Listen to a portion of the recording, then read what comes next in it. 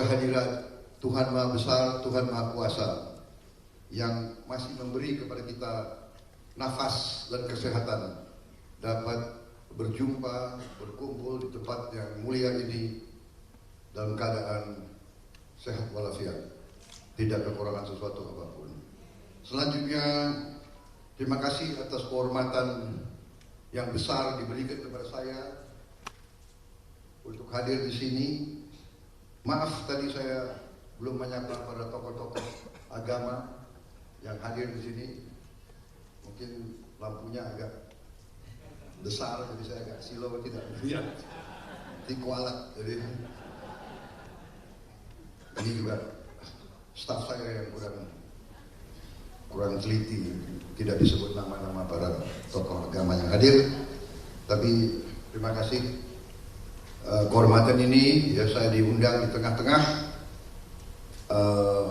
perhimpunan persaudaraan Marga Simbolon dari Sumatera Utara. Saya juga agak kaget karena undangan ini baru kemarin saya terima, 2 hari yang lalu. Biasanya acara saya kira-kira 2 minggu sebelumnya sudah diatur. Tapi karena ini Simbolon,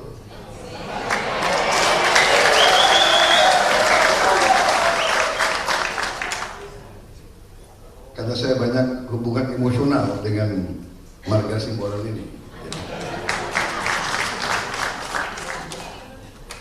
Jadi kawan-kawan saya banyak. Simbolon itu dulu di tentara berpuluhan tahun,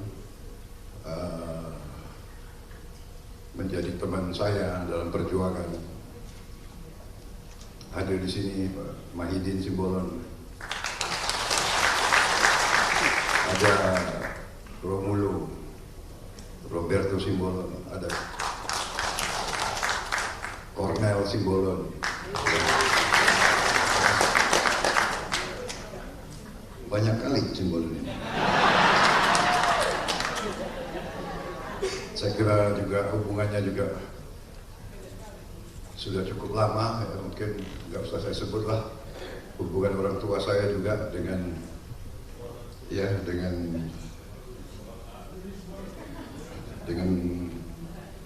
tokoh-tokoh dari Marga Simbolon. Saudara-saudara sekalian, jadi karena yang undang itu namanya Effendi Simbolon, ini bilang kawan ya kawan, tapi di Komisi 1 ini termasuk paling galak ini.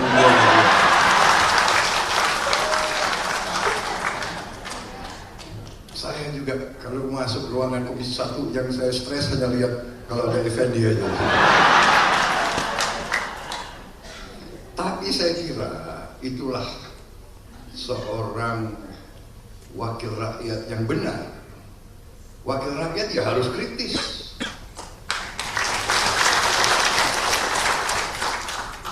Wakil rakyat harus tajam. Wakil rakyat harus berani. Tapi jangan galak-galak, Pak. Kan kita hopeng. Tapi nggak apa-apa, itu ya kita bisa kuat karena kita dapat suatu sanggahan yang kuat. Kalau kita hanya menghadapi yes man semua, ya apa yang disampaikan pemimpin, apa yang disampaikan penguasa, apa yang disampaikan pemerintah, semua yes sir, iya pak, ya, itu tidak baik. Itu tidak bisa kita hasilkan suatu masyarakat demokratis yang benar yang kita butuh. Kita butuh suatu sanggahan selalu. Kita butuh, itu namanya check and balance. Itu namanya mengingatkan kita. Dan kadang-kadang kalau kita diingatkan, gak enak rasanya. dikritik gak enak rasanya, tapi itu sebetulnya menyelamatkan kita, itu mengamankan kita, itu sangat baik untuk kita, saudara-saudara. Tapi sifat manusia ya, kalau diingatkan sering, kadang-kadang kita diingatkan orang tua kita sendiri. Kalau kita ingat, kalau saya ingat masa muda saya, ya aduh, saya merasa banyak penyesalan. Kenapa dulu saya begitu? Kenapa saya dulu bandel waktu muda? Ya kan? Tapi katanya kalau yang bandel itu yang jadi jenderal. Saudara-saudara, saya juga melihat suatu fenomena, ya, fenomena tentang apa itu, tentang orang Batak. Fenomena orang Batak ini saya heran, kok juga di tentara saya lihat begitu banyak orang Batak, dan rata-rata memang jagoan. Saya lihat umpamanya ya, sejarah kita lihat ada TB Simatupang, ya kan, tokoh pada usia muda sebetulnya ya menjadi kepala staf angkatan perang, tangan kanannya Pak Sudirman dan Pak Nasution. Nasution pun Batak, iya kan, Mahaden Panabean, Sahala Raja Guguk, ya. Faisal Tanjung, banyak kali ya. Dan memang ciri khas orang Batak yang saya lihat di tentara itu yang satu, fisiknya kuat. Mungkin di daerah Batak itu banyak gunung, Pak. Harus naik turun gunung, jadi kuat. Kalau tim olahraga selalu yang paling sulit mereka itu, cross country lah, halang rintang lah, ya kan. Pak, ini Pak Mahidin ini jago ini, jago cross country, jago tembak, kan? Ya. Dulu, nggak tahu sekarang. Romulo Simbolon itu juga jagoan. Liting saya, benar-benar jagoan itu. Kornel Simbolon itu orang-orang hebat semua. Faisal Tanjung, ya. Luhut Binsar Panjaitan,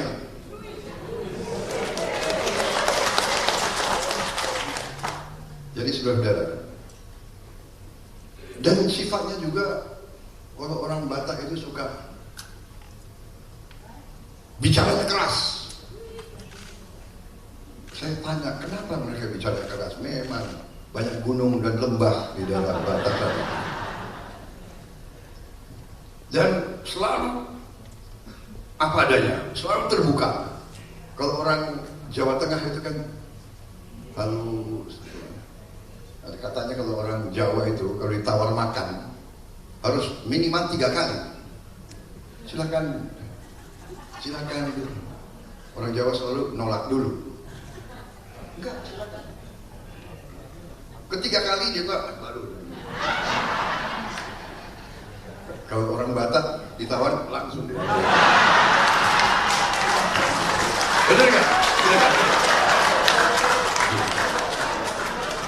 Apain lagi? Ya kan? Orang Batak apain lagi lama-lama? Ya, orang Batak itu sifatnya kalau di Jawa itu sama orang Banyumas itu hampir sama. Orang Banyumas juga dianggap itu kalau bicara keras. Saya sering ditegur itu oleh ibu saya sendiri. Bahwa kamu ketawa kok keras banget.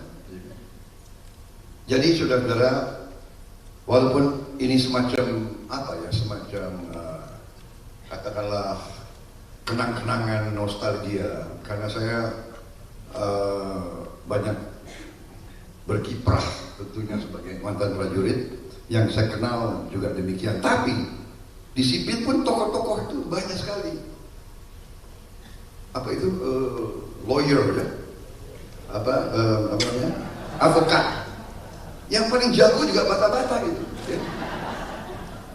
Hotman Paris Hutapea. Ya kan, di mana? Kadang-kadang kalau ada satu kasus, ya yang di sini Batak, di sini Batak, ya kan? Adnan Buyung Nasution, ya kan? Di politik begitu juga, ya kan? Effendi Simbolon, ya kan?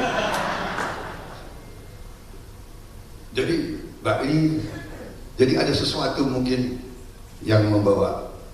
Tapi hal yang satu yang saya lihat, dari dulu saya lihat orang-orang Batak itu kerja keras.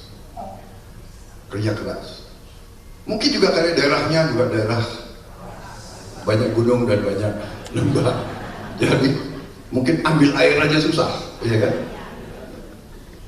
Dan nyanyinya pasti bagus orang Batak. Kenapa? Karena juga banyak hutan, banyak gunung dan banyak lembah. Saudara-saudara, saya datang ke sini tadi karena perintah Pak Effendi Simbolon.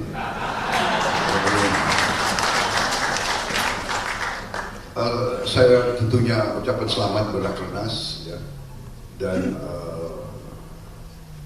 saya kira saudara-saudara harus bangga dengan silsilah, dengan sejarah dan latar belakang mereka yang tidak mengerti asal usul mereka yang tidak mengerti sejarah mereka. Kadang-kadang mereka itu bingung dalam alam yang begitu penuh dengan dinamika, persaingan dan sebagainya. Jadi kita harus selalu hormat dan bangga dengan pendahulu kita, hormat dan bangga kepada orang tua kita, sesepuh kita, hormat dan bangga dengan adat istiadat kita, asal usul kita. Dan itulah saya lihat peran daripada himpunan-himpunan seperti PSBI. Saya lihat niatnya sangat baik. Niatnya adalah untuk memelihara adat istiadat, untuk mengenang asal usul budaya istiadat. Ini sangat penting karena bangsa yang tidak hormat sama sejarahnya, bangsa yang lemah, bangsa yang tidak punya harga diri, bangsa yang punya rasa rendah hati, rendah diri. Kadang-kadang melihat budaya orang lain cemerlang, melihat kebaikan bahwa budaya lain, seni lain, tradisi lain itu lebih baik, dan kita akhirnya, saya lihat saudara-saudara, untuk itu saya ucapkan selamat. Dan saya kira ini adalah sesuatu perkuatan terhadap bangsa kita. Tidak berarti saudara akan membangun sekat terhadap marga-marga lain atau suku-suku lain atau adat istiadat lain, tapi saudara bangga menjaga sejarahmu, menjaga latar belakangmu, asal usulmu, penuh kehormatan dan penuh dengan harga diri. Saya kira itu, saudara sekalian, ini penting karena kalau kita kembali, kita berada bagian dari bangsa Indonesia, kita harus juga bangga dengan sejarah bangsa Indonesia, bahwa bangsa Indonesia ini merdeka, berdiri bukan sebagai hadiah, melalui perjuangan yang panjang dengan penuh liku-liku, penuh naik turun, penuh pengorbanan. Dan juga daerah saudara, tanah Batak juga menyumbang pejuang-pejuang yang dihormati oleh seluruh bangsa Indonesia. Pahlawan nasional Sisinga Mangaraja, sesuatu tokoh yang dibanggakan.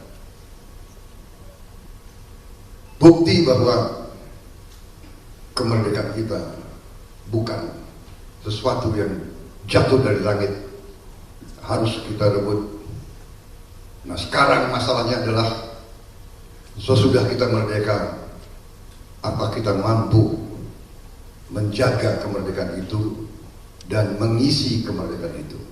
Karena tujuan kemerdekaan adalah agar bangsa Indonesia yang merupakan bangsa yang majemuk, bangsa yang multi ras, multi agama, multi budaya, multi etnik, multi bahasa daerah, multi adat daerah, tapi kita ingin bersatu dan kita ingin hidup sebagai satu bangsa dan satu keluarga besar Indonesia yang kita cintai.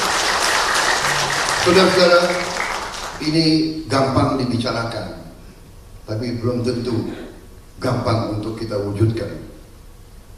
Bhinneka Tunggal Ika harus selalu kita jaga.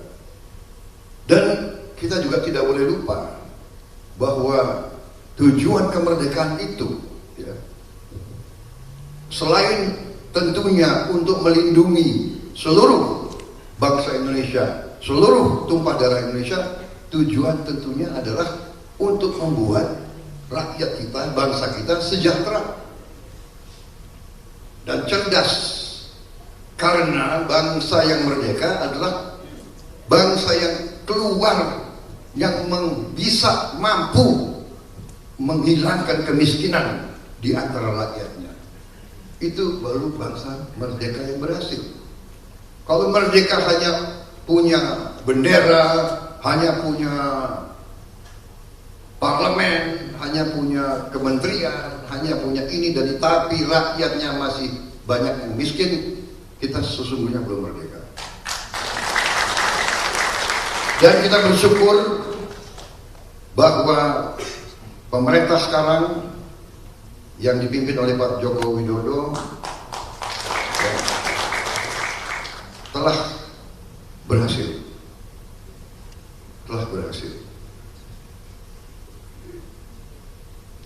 Kita tidak mengatakan berhasil selesai.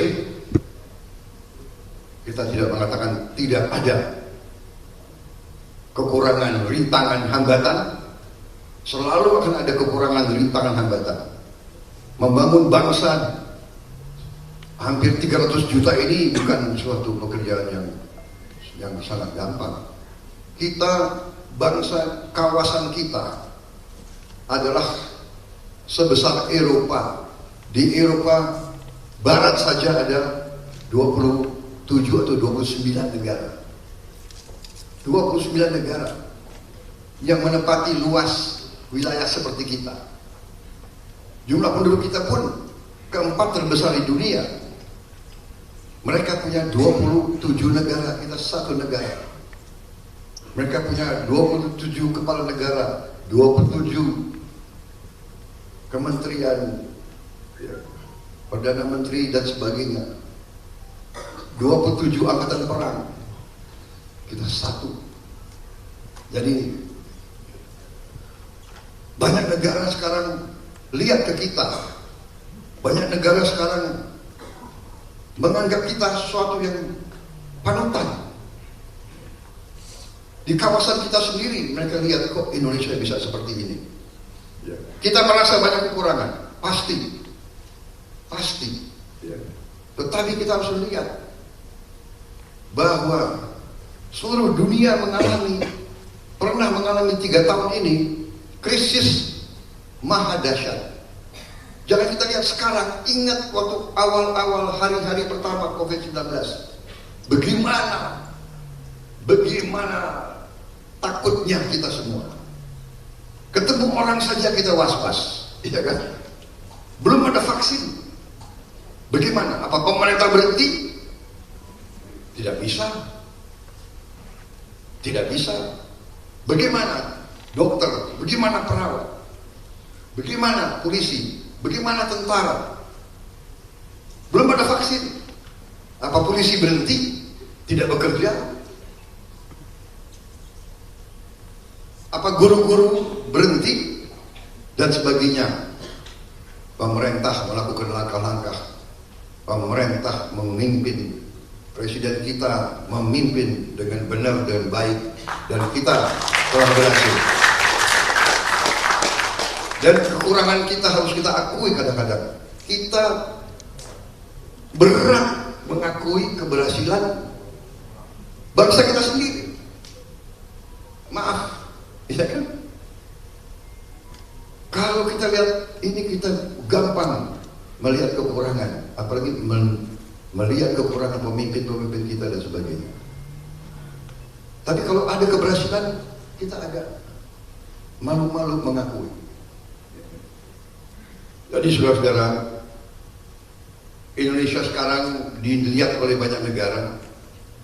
Bagaimana Indonesia bisa menjalankan demokrasi di negara keempat terbesar di dunia, yang terdiri dari begitu banyak suku, agama, ras. Bagaimana kita bisa melihara? Bahwa kita pernah mengalami krisis banyak, ya. Kita mengalami pertikaian, iya. Kita mengalami perbedaan pandangan, kita mengalami banyak masalah, iya. Tapi kita sekarang berhasil. Kita bisa melaksanakan beberapa kali pemilihan umum dengan lumayan.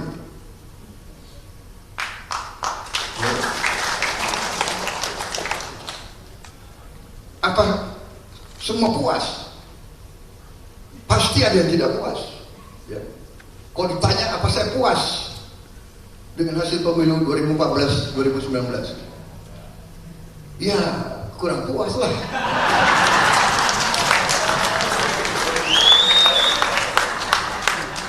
Ya nggak ada masalah, benar nggak?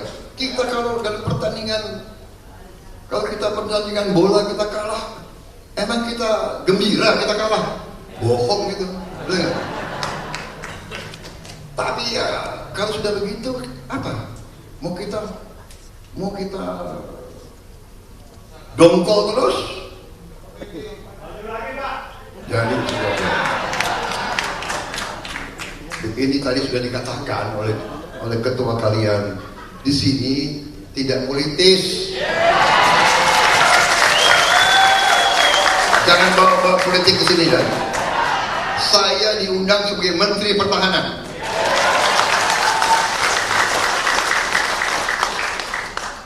Hanya orang Indonesia tuh kadang-kadang nggak bisa, ya. Selalu mau nyerempet gitu. Jadi saudara-saudara, apalagi itu kawan saya di Mahidin ini, saudara-saudara sekalian. Jadi apa poin saya, di mana saya hadir? Saya selalu mengatakan, saudara-saudara sekalian, kita banyak kekurangan, tapi lihatlah apa yang sudah kita capai, ya. Saudara-saudara, di bidang ekonomi banyak negara lebih parah dari kita. Bukan kita harus senang, oh dia lebih parah, tidak. Maksudnya kita bersyukur. Dengan segala kekurangan kita harus bersyukur bahwa kita masih seperti ini. Ada negara-negara yang ambruk, bangkrut, tidak bisa bayar gaji pegawai-pegawainya, ya. Saya nggak sebut negara-negara mana, tapi nggak enak nanti, ya kan? Seolah bahwa kita senang dengan mereka menderita. Tidak. Justru kita belajar, kenapa negara ini begini, kenapa negara ini begitu.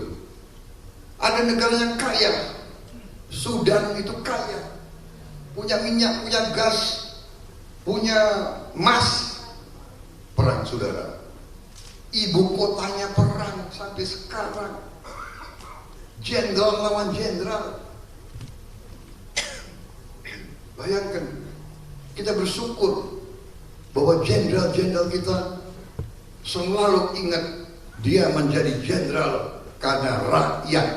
Dia harus membela rakyat, mengabdi kepada rakyat, saudara-saudara.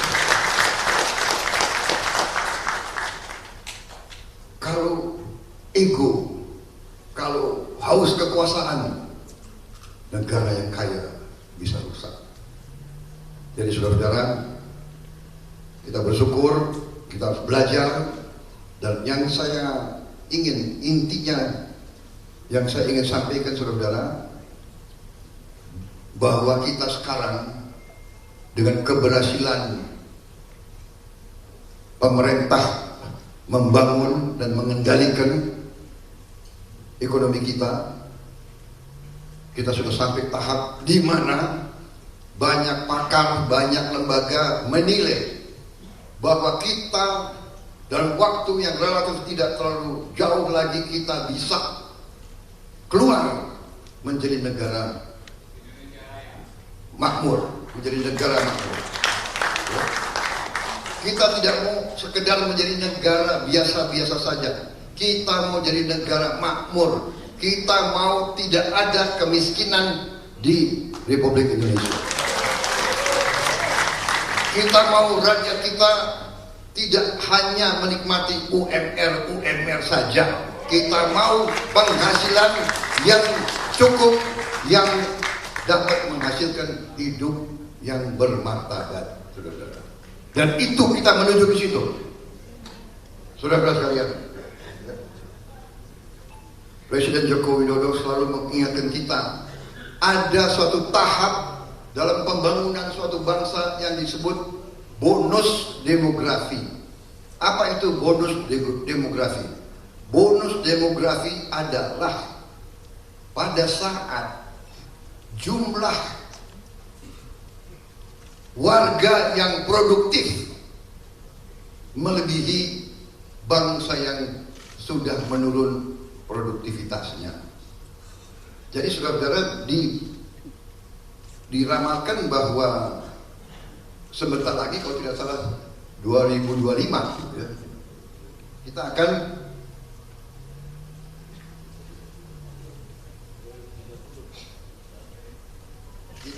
mencapai demografi itu, bonus demografi itu, di mana 68% kurang lebih termasuk usia produktif.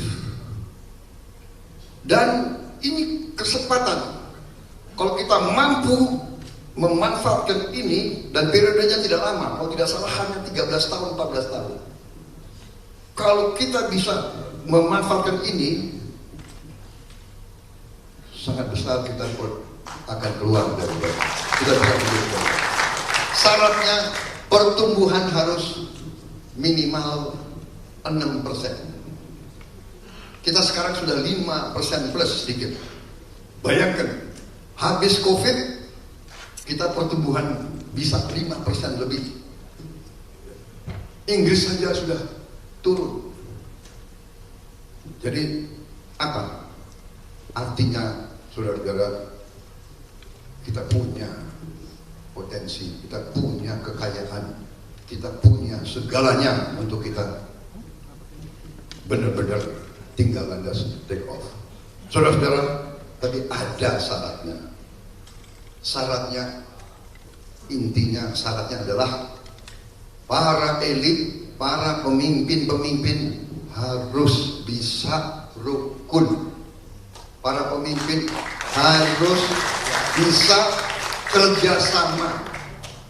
Para pemimpin harus bisa bekerja dengan baik bersama, harus bisa saling memahami, saling mengerti, dan saling mengalah.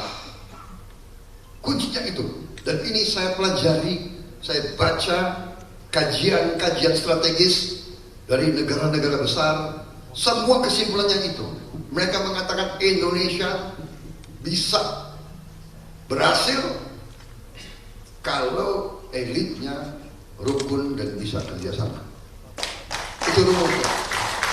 Karena itu saya mengajak kita semua, di mana forum yang saya diundang, saya ingatkan saudara-saudara, marilah kita menjaga kerukunan ini, menjaga saling pengertian. Selalu ingat bahwa kita majemuk, banyak suku, banyak agama, banyak latar belakang, banyak budaya yang berbeda. Kita harus semuanya saling menghormati dan saling menghargai. Semuanya kita harus hormati. Tidak boleh ada suku yang merasa lebih dari suku lain. Tidak ada boleh agama yang merasa lebih daripada agama lain. Semua agama harus kita hormati, saudara-saudara.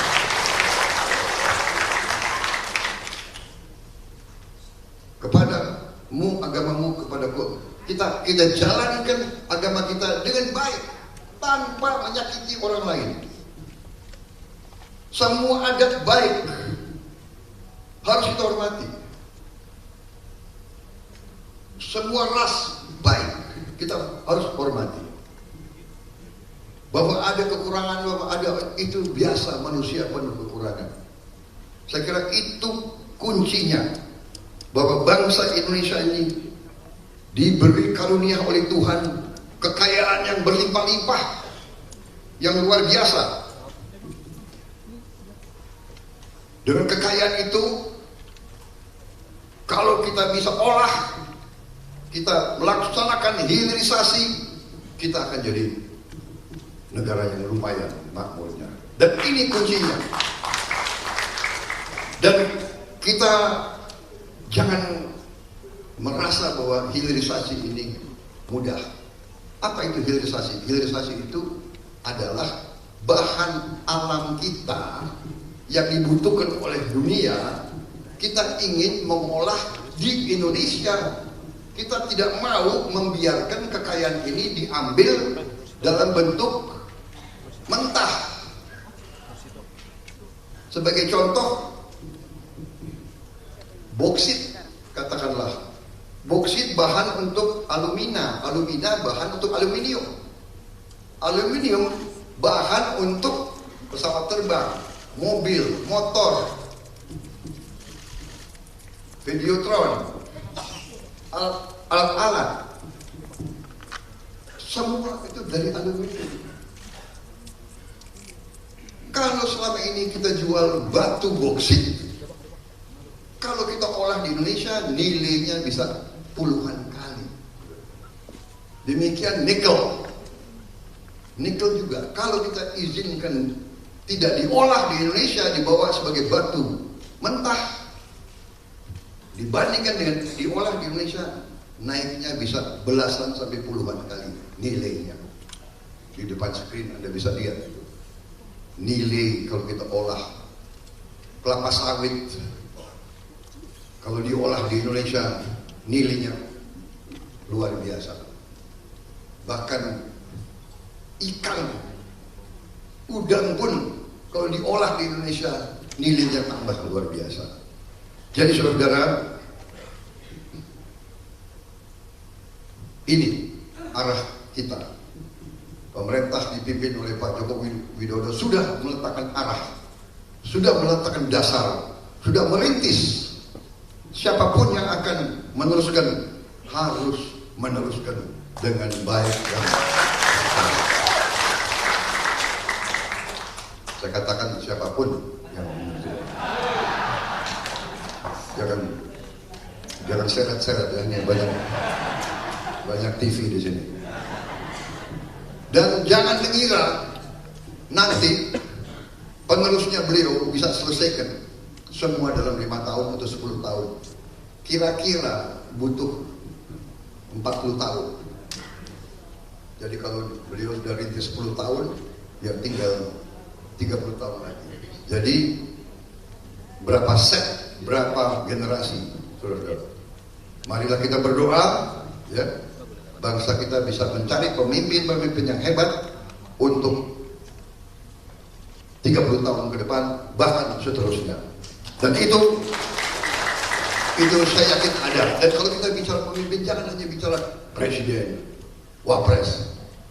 Tiap kali saya muncul tanya, wapres siapa Pak? Wapres siapa Pak? Pemimpin itu tidak hanya presiden, semua ada berapa lapis.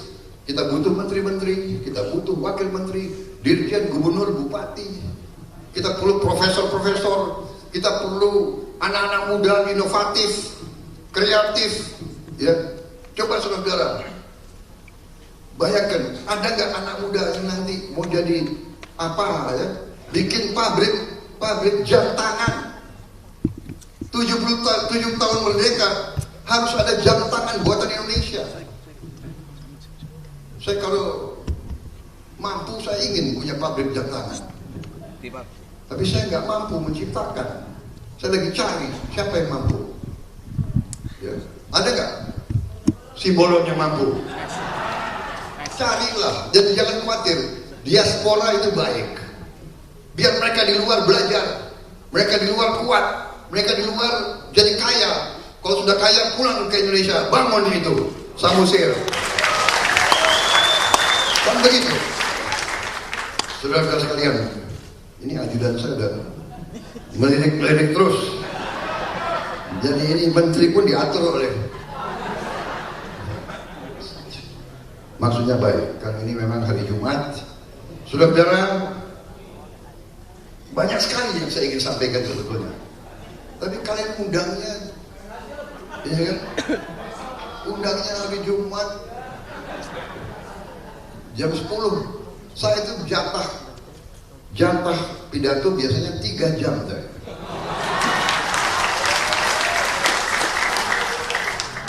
Apalagi dikasih kopi. Dan ini mungkin panitia sudah atur, jangan kasih Prabowo kopi. Dia nggak berhenti loh. Dia tidak mau turun dari panggung. Jadi berbahaya. Ada yang mengatakan Prabowo jangan dikasih kesempatan, jangan kasih mic ke Prabowo.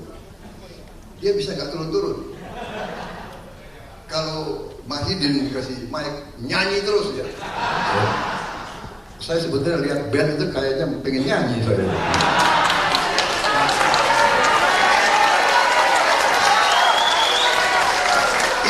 Ini acara sampai jam berapa? Hah? Sampai malam? Yang benar. Ada nyanyi-nyanyi nggak nanti malam?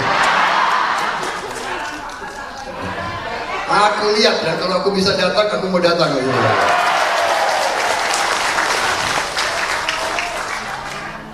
Ini Pak Effendi bisa nyanyi nggak kira-kira? Tidak. Kalau begitu, ya, saya akhiri sambutan saya. Ya, saya ucapkan selamat, berjuang, jaga persatuan, kesatuan, berjuang untuk kerukunan. Bukan kita anggap kerukunan dan perdamaian itu jatuh dari langit. Harus kita jaga, harus kita perjuangkan. Kuncinya adalah hormat menghormati, ya. Apalagi ya saling mengasihi, saling menghormati, ya. Itu kuncinya, ya. Ini yang harus kita capai, ya. Itu yang kita, dan dengan itu terima kasih, dan saya mendapat kehormatan, saya diminta untuk membuka rakernas ini. Bayangkan, dengan demikian, dengan rasa syukur atas kehormatan diberikan kepada saya, dan dengan rahmat Tuhan yang Maha Besar, Rakernas PSBI ke-16 tahun 2023 secara resmi dibuka. Kami undang kesediaan Bapak Prabowo untuk tetap datang selama untuk mengumpulkan hadir. Kami undang Ketua Umum PSBI, Ketua Umum PSBI, Radio mewakili Napolres Bupati Samosir, Bapak